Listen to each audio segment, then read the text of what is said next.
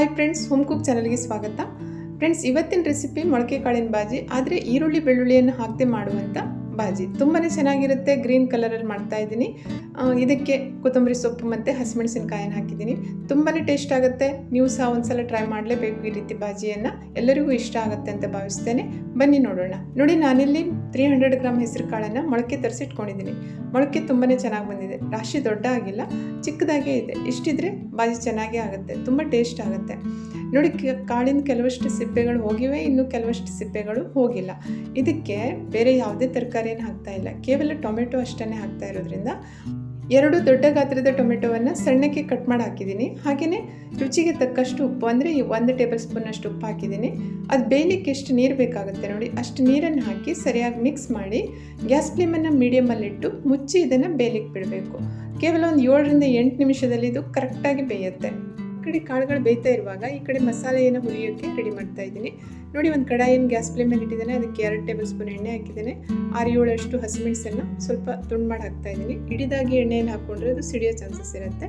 ಅದಕ್ಕೆ ಸ್ವಲ್ಪ ಕರಿಬೇವಿನ ಎಲೆ, 1 ಇಂಚಷ್ಟು ಶುಂಠಿ, ಇವಿಷ್ಟನ್ನು ಎಣ್ಣೆಯಲ್ಲಿ ಚೆನ್ನಾಗಿ ಬಾಡಿಸ್ಕೊಳ್ಬೇಕು. ಆನಂತರ ಇದಕ್ಕೆ 2 ಟೇಬಲ್ ಸ್ಪೂನ್ ಕೊತ್ತಂಬರಿ ಬೀಜ, ಅರ್ಧ ಟೇಬಲ್ ಸ್ಪೂನ್ ಸೋಂಪು, ಅರ್ಧ ಟೇಬಲ್ ಸ್ಪೂನ್ ಜೀರಿಗೆ, ಇವಿಷ್ಟನ್ನು ಒಳ್ಳೆ ಪರಿಮಳ ಬರೋ ತನಕ ಮೀಡಿಯಂ ಫ್ಲೇಮಲ್ಲಿ ಹುರ್ಕೊಳ್ಬೇಕು. ಆನಂತರ ಇದಕ್ಕೆ 1 ಮೀಡಿಯಂ ಗಾತ್ರದ ತೆಂಗಿನಕಾಯಿ, ಅರ್ಧ ಭಾಗದ ತೆಂಗಿನಕಾಯಿ ತುರಿಯನ್ನು ಹಾಕಿದ್ದೇನೆ. ನೋಡಿ, ಹಸಿ ತೆಂಗಿನಕಾಯಿ ತುರಿಯನ್ನು ಈ ರೀತಿ ಹುರಿದು ಹಾಕಿದಾಗ ಬಾಜಿ ಟೇಸ್ಟ್ ತುಂಬಾ ಚೆನ್ನಾಗಿ ಬರುತ್ತೆ. ಸ್ವಲ್ಪ ಕಲರ್ ಚೇಂಜ್ ಆಗಬೇಕು, ಹಾಗೆಯೇ ಒಳ್ಳೆ ಪರಿಮಳ ಬರಬೇಕು ಆ ತೆಂಗಿನಕಾಯಿ ತುರಿ.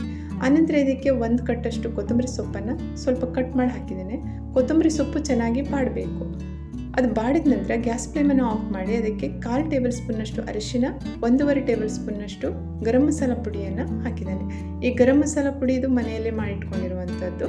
ತುಂಬಾ ಚೆನ್ನಾಗುತ್ತೆ, ಒಳ್ಳೆ ಪರಿಮಳ ಬರುತ್ತೆ. ಈ ಮಸಾಲೆ ತಣ್ಣಗಾದ್ಮೇಲೆ ಅದನ್ನು ಒಂದು ಮಿಕ್ಸರ್ ಜಾರಲ್ಲಿ ಹಾಕ್ತಾ ಇದ್ದೀನಿ. ಹಾಗೆಯೇ ಇದಕ್ಕೆ 5 ಗೋಡಂಬಿಯನ್ನು ಹಾಕಿ ಗ್ರೈಂಡ್ ಮಾಡಲಿಕ್ಕೆ ಎಷ್ಟು ನೀರು ಬೇಕಾಗುತ್ತೆ ನೋಡಿ, ಅಷ್ಟು ನೀರನ್ನು ಹಾಕಿ ಇದನ್ನು ಸ್ಮೂತ್ ಪೇಸ್ಟ್ ಮಾಡ್ಕೋಬೇಕು. ನೋಡಿ, ಈ ಕಡೆ ಬೇಯಲಿಕ್ಕೆ ಇಟ್ಟಿರುವಂಥ ಕಾಳು ಚೆನ್ನಾಗಿ ಬೆಂದಿದೆ, ಟೊಮೆಟೊ ಚೆನ್ನಾಗಿ ಕರಗಿದೆ. ನೋಡಿ, ಇಷ್ಟಾದರೆ ಸಾಕು. ಈಗ ಗ್ರೈಂಡ್ ಮಾಡ್ಕೊಂಡಿರುವಂಥ ಮಸಾಲೆಯನ್ನು ಹಾಕಿ ಸರಿಯಾಗಿ ಮಿಕ್ಸ್ ಮಾಡಬೇಕು. ಇದು ಸ್ವಲ್ಪ ದಪ್ಪ ಇಟ್ಕೊಂಡ್ರೆ ಬಾಜಿ ಆಗುತ್ತೆ, ತೆಳ್ಳಗೆ ಮಾಡಿಕೊಂಡ್ರೆ ಸಾರಾಗುತ್ತೆ. ನಿಮ್ಗೆ ಯಾವ ರೀತಿ ಕನ್ಸಿಸ್ಟೆನ್ಸಿ ಬೇಕೋ ಆ ರೀತಿ ಇಟ್ಕೋಬೋದು. ನಾನಿಲ್ಲಿ ಪೂರಿಗೆ ಮಾಡ್ತಾ ಇರೋದ್ರಿಂದ ಸ್ವಲ್ಪ ದಪ್ಪ ಇಡ್ತಾ ಇದ್ದೀನಿ. ಸರಿಯಾಗಿ ಮಿಕ್ಸ್ ಮಾಡಿ ಗ್ಯಾಸ್ ಫ್ಲೇಮನ್ನು ಮೀಡಿಯಮಲ್ಲಿಟ್ಟು ಇದನ್ನೊಂದು 6 ರಿಂದ 7 ನಿಮಿಷ ಚೆನ್ನಾಗಿ ಕುದಿಲಿಕ್ಕೆ ಬಿಡಬೇಕು. ಮಧ್ಯೆ ಒಂದ್ಸಲ ಇದನ್ನು ಚೆನ್ನಾಗಿ ಸ್ಟರ್ ಮಾಡಿ ಮತ್ತೆ ಪುನಃ ಇದನ್ನು ಕುದಿಲಿಕ್ಕೆ ಬಿಡಬೇಕು. ನೋಡಿ, ಬಾಜಿ ಚೆನ್ನಾಗಿ ಕುದ್ದಿದೆ, ಒಳ್ಳೆ ಪರಿಮಳ ಬರ್ತಾ ಉಂಟು. ಹಾಗೆಯೇ ಟೇಸ್ಟು ಕೂಡ ತುಂಬಾ ಚೆನ್ನಾಗಿರುತ್ತೆ. ನೀವು ಸಹ ಒಂದ್ಸಲ ಟ್ರೈ ಮಾಡಿ ನೋಡಿ. ಈರುಳ್ಳಿ ಬೆಳ್ಳುಳ್ಳಿಯನ್ನು ಹಾಕದೇ ಇರೋದ್ರಿಂದ ಹಬ್ಬ ಅಥವಾ ವ್ರತ ಇರುವಾಗ ಈ ರೀತಿ ಬಾಜಿಯನ್ನು ಮಾಡಿಕೊಂಡ್ರೆ ತಿನ್ನಲಿಕ್ಕೆ ತುಂಬಾ ಚೆನ್ನಾಗಿರುತ್ತೆ. ಇದನ್ನು ಊಟದ ಜೊತೆ ಸೈಡ್ ಡಿಶ್ ಆಗಿನೂ ತಿನ್ಬೋದು, ಅಥವಾ ಬೆಳಗಿನ ಬ್ರೇಕ್ಫಾಸ್ಟಿಗೆ ಯಾವುದಾದ್ರೂ ರೊಟ್ಟಿ ಚಪಾತಿ ಮಾಡ್ಕೊಂಡಾಗ ಅವಾಗಲೂ ತಿನ್ಬೋದು.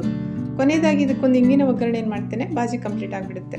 ನೀವು ಸಹ ಟ್ರೈ ಮಾಡಿ. ರೆಸಿಪಿ ಇಷ್ಟ ಆದರೆ ಶೇರ್ ಮಾಡಿ, ಲೈಕ್ ಮಾಡಿ, ಹಾಗೆ ಚಾನಲ್ಗೆ ಸಬ್ಸ್ಕ್ರೈಬ್ ಆಗಿ. ಇನ್ನೊಂದು ರೆಸಿಪಿಯೊಂದಿಗೆ ಭೇಟಿಯಾಗೋಣ. Thank you.